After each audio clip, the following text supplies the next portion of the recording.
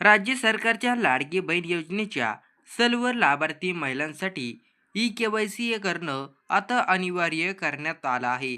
बघा, 31 डिसेंबर ही शेवटची ई-के-वाय-सीची तारीख देण्यात आली होती. आता त्या संदर्भात लाडक्या बहिणींना मुदतवाढ मिळणार का? या संदर्भात आता एक नवीन अपडेट समोर आली आहे. सरकारकडून स्पष्ट सांगण्यात आलं आहे की ई-के-वाय-सी पूर्ण नसेल तर अनुदान थांबवण्यात येऊ शकतं. सध्या योजनेअंतर्गत ई-के-वाय-सी करण्याची अंतिम तारीख 31 डिसेंबर 2025 ही आहे. बघा, सरकारने या अंतिम तारीख ही 31 डिसेंबर 2025 ही देण्यात आली होती आणि यानंतरनं कुणालाही के-वाय-सी करण्यात येणार नाही. आता महत्त्वाची बाब म्हणजे आता अवघे काही दिवस उरले आहेत. अजूनही अनेक महिला आहेत ज्यांनी ई-के-वाय-सी प्रक्रिया पूर्ण केली नाही. त्यामुळे अशा लाभार्थ्यांनी वेळ न दवडता तात्काळ ई-के-वाय-सी पूर्ण करणं अत्यावश्यक आहे. आता सगळ्यात मोठा प्रश्न, ई-के-वाय-सीसाठी पुन्हा मुदतवाढ मिळणार का? आता सध्या महिलांचा मोठा प्रश्न आहे की कारण याआधी ई-के-वाय-सीसाठी मुदतवाढ देण्यात आली होती. त्यामुळे यावेळी मुदतवाढ मिळणार का? याकडे आता सर्वांचं लक्ष लागलं. आता सध्या राज्यात महापालिका निवडणुका, जिल्हा परिषद आणि पंचायत समिती निवडणुका या पार्श्वभूमीवर सरकार पुन्हा एकदा मुदतवाढ देऊ शकतं, अशी जोरदार चर्चा सुरू आहे. मात्र आतापर्यंत याबाबत कोणतीही अधिकृत घोषणा झालेली नाही.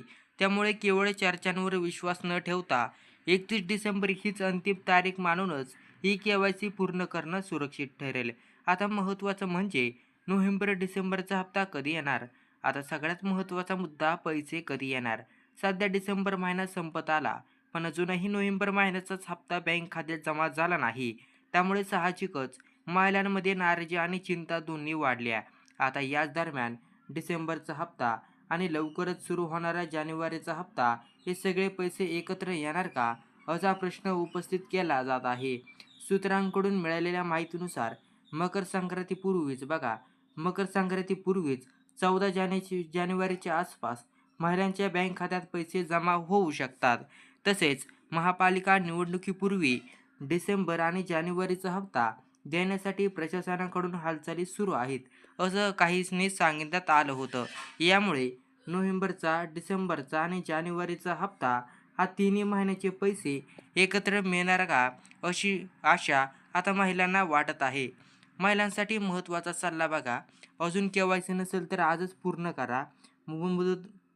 मुदत वाढेल या चर्चेवर अवलंबून राहू नका. आधार मोबाईल लिंक आहे का ते तपासा आणि कोणतीही अफवा पसरवणाऱ्या लिंकवर क्लिक करू नका. तर हा व्हिडिओ तुम्हाला आवडला असेल तर व्हिडिओला एक लाईक करा व चॅनलला सबस्क्राईब करा व व्हिडिओ इतरांना नक्की शेअर करा.